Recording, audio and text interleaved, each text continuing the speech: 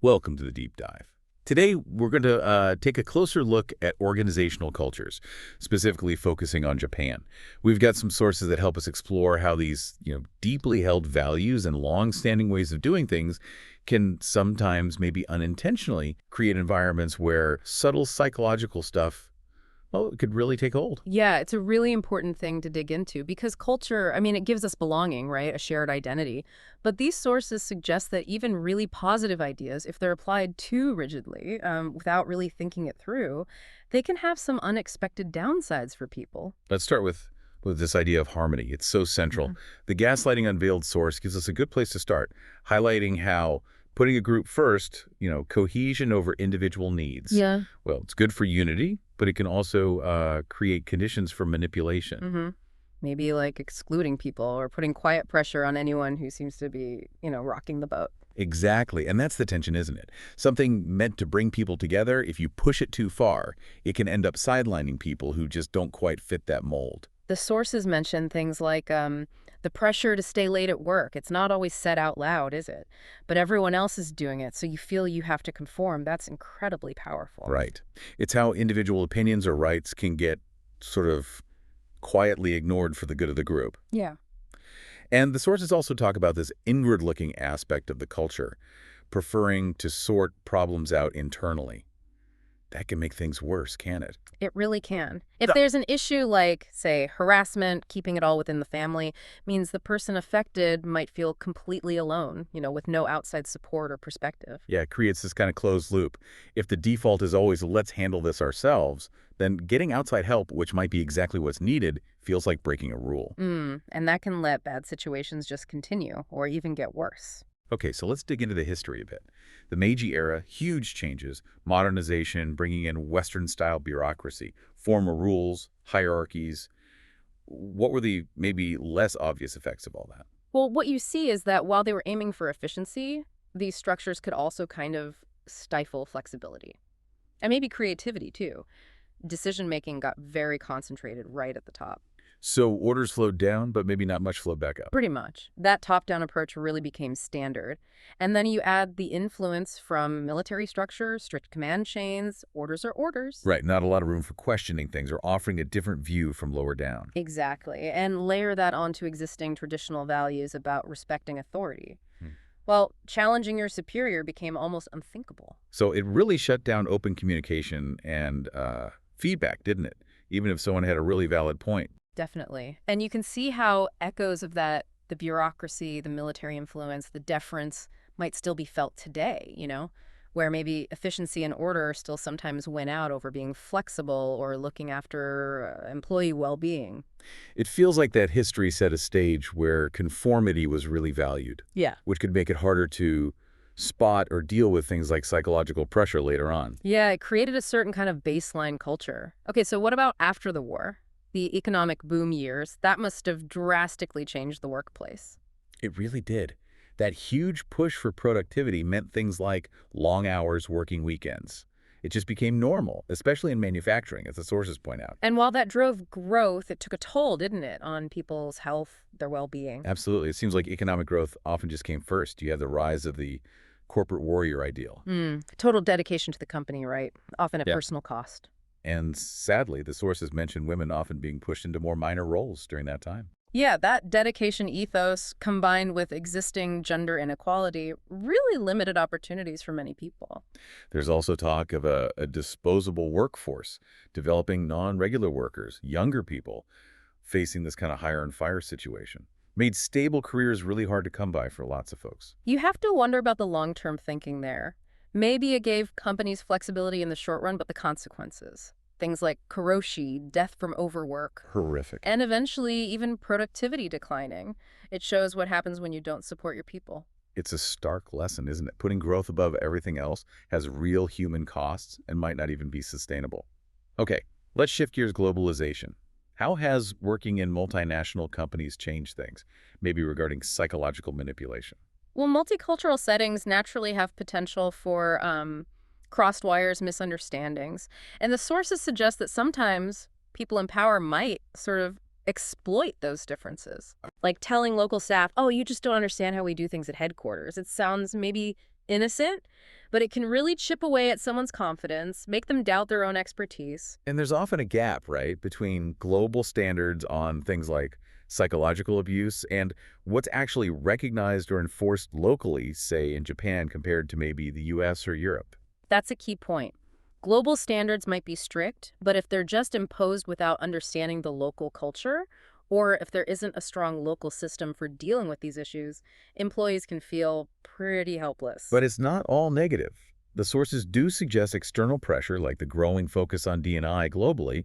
Stronger anti-harassment rules might be pushing Japanese companies towards change. Yeah, those global trends can definitely act as a catalyst. They give companies a reason beyond just compliance to really look at their internal practices and try to build healthier, fairer workplaces. Let's compare the situation in smaller companies, SMEs, versus the big corporations. The dynamics seem quite different. They often are. In SMEs, you often have less formal structure, right? Decisions might all come down to the owner or a tiny group at the top. It leads to a very top-down style. Exactly. And that can create an atmosphere where nobody dares question the boss, which can become pretty oppressive psychologically. There are fewer checks and balances. Makes sense. What about the big companies then? They have structures, rules. But those complex bureaucracies can have their own issues. Lots of layers, rigid rules. Sometimes that complexity itself can be used for manipulation. Like how?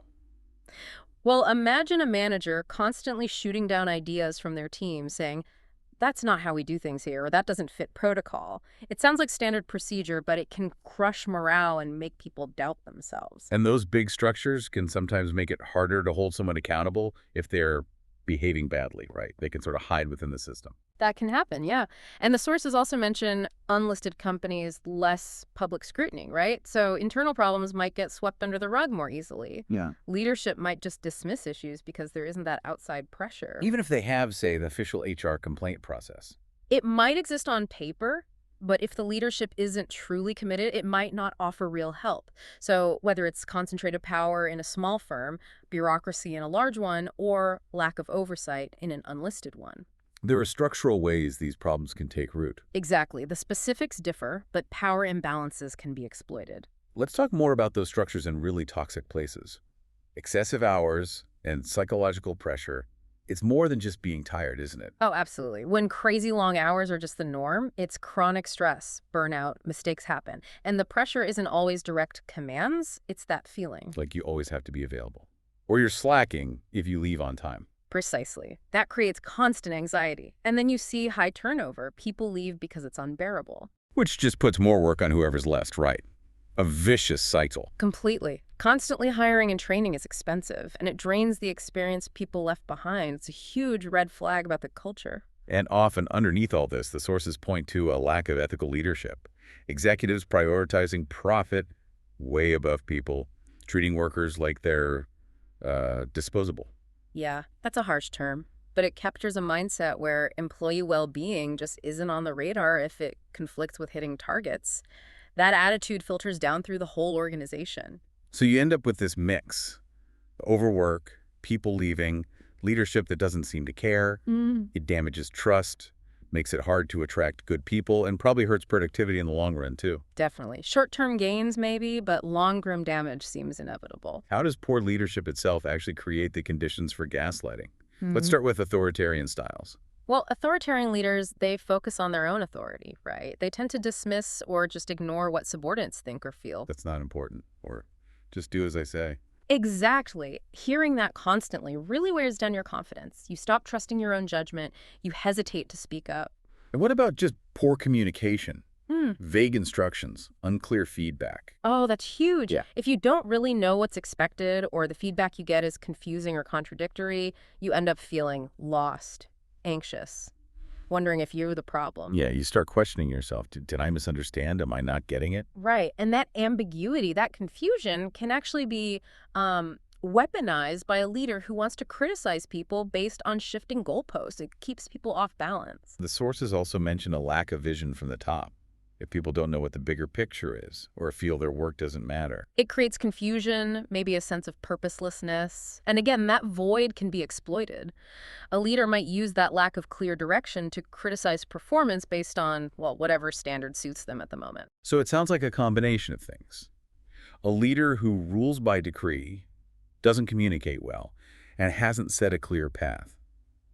It basically creates a breeding ground for manipulation, like gaslighting. It really does. It's a dysfunctional situation where the absence of good leadership allows these harmful dynamics to flourish. Okay, let's look at the economic drivers. Why might companies lean towards these kinds of practices? Cost-cutting and profit pressure seem obvious starting points. Absolutely. In competitive markets, there's constant pressure to cut costs. That often means personnel budgets, maybe wage freezes, benefit cuts, or just not replacing people who leave. Which dumps more work on everyone else. Right. And then there's pressure, sometimes subtle, sometimes not, to just accept it. Times are tough. We all need to pitch in. And what about risk aversion? The sources mention companies trying to get rid of harassment victims quietly. Yeah, that's a really cynical calculation sometimes. Pushing someone to resign might seem like the easiest way to avoid bad PR or a lawsuit. But it's terrible for the victim, obviously, and it hides the real problem. Completely. It prioritizes the company's image over basic fairness and employee safety. And then there's the relentless focus on short-term results, quarterly targets, for instance. How does that feed into it? Well, that intense pressure to hit immediate numbers often gets pushed down onto employees. Managers might resort to really high-pressure tactics, maybe even oppressive styles, just to make the numbers for that quarter without thinking about the long-term damage to morale or ethics. So these economic forces, cost pressure, risk avoidance, short-term focus they can all push companies towards practices that harm employees, even if it's not the explicit intention. It highlights how crucial it is to balance financial goals with ethical treatment and long-term thinking about your workforce. You need healthy, supported people for sustainable success. Now, this is a really interesting kind of nuanced point. Exploiting the Japanese idea of loyalty. How does that work? Well, the traditional long-term employment system fostered this idea of, lifelong dedication. You stick with the company. Which sounds good in theory. Right, mutual commitment. But it can be twisted. Employees might feel they can't complain about excessive hours or unreasonable demands because that would be disloyal. Criticizing the company becomes taboo. And there's also that cultural value of self-sacrifice for the group. Right. Putting the team or company first. Exactly. So people might suppress their own needs, their own well-being, because they feel this immense pressure not to let the side down. You hear things like, everyone else is working late. Are you the only one leaving? Yeah, those subtle digs, they tap right into that sense of group responsibility and makes it really hard to set boundaries without feeling guilty. And this willingness to sacrifice then gets used to justify bad treatment, like working on your day off for the company. Precisely. Loyalty gets reframed as unquestioning obedience, constant sacrifice. It stops being about mutual respect and becomes a tool the company can use to demand more and more, even when it's harmful. We really need a healthier idea of loyalty, don't we? One based on fairness and respect, not just obligation. Absolutely. It should be a two-way street where the company feels responsible for the employees' well-being, too. Okay, finally, let's look at the managers themselves. What kind of traits make a manager more likely to create an environment where gaslighting happens? Lack of charisma is mentioned. Yeah, managers who maybe aren't naturally inspiring, who can't build trust easily, they might fall back on just using their authority, their position, to get things done. Using pressure instead of persuasion. Right. And they might be quicker to dismiss ideas from their team, which chips away at people's confidence. Then there's that over-reliance on authority itself. Just because I'm the boss. Pretty much. No real dialogue, just enforcing compliance. That shuts down opinions, makes people doubt their own judgment if it differs from the managers. The sources also bring up managers who might not actually be very good at their jobs, and they cover it up by blaming others. Yes, deflecting blame is a classic tactic. If a manager makes a mistake, instead of owning it, they find a way to make a subordinate feel responsible. It protects the manager's ego, but crushes the employee's self-esteem. Wow. So you've got maybe someone who isn't very inspiring, relies purely on rank, and shifts blame. That sounds like a recipe for a toxic environment. It really is. Those traits create that power imbalance and the climate of fear and self-doubt where gaslighting can just thrive. It makes employees constantly question their own reality. Reflecting on all this, it's quite sobering, isn't it? how these corporate environments, sometimes in very subtle ways, can really wear people down. Hmm. And it really highlights how people who don't fit a specific mold, maybe people who think or work differently, perhaps neurodivergent individuals, how they can get pushed out. It's not just job hopping, is it? Hmm. It feels more like they're being forced out by systems that just aren't built for them. That's a really crucial point. These norms, these structures we've talked about, they can create huge barriers for anyone who operates a bit differently. It might not even be intentional exclusion. But the lack of flexibility, the lack of understanding. Exactly. It makes it incredibly hard for some people to feel like they belong, like they're valued, like they can Yeah. actually succeed there. So as we wrap up this deep dive, I guess the main takeaway is how vital it is to actively build workplaces, whether in Japan or anywhere, where differences aren't seen as problems, but as potential strengths. Yeah, we need to keep questioning those ingrained norms, look hard at reforming those rigid structures, and really push for ethical leadership. That's how you create places that are genuinely inclusive, genuinely supportive. Where everyone, truly everyone, can bring their whole selves and thrive. Recognizing these subtle, insidious practices, understanding where they come from, that feels like the first essential step. It is. It's the first step towards dismantling them and actually building workplaces where our unique traits are seen for what they are, real sources of strength and innovation.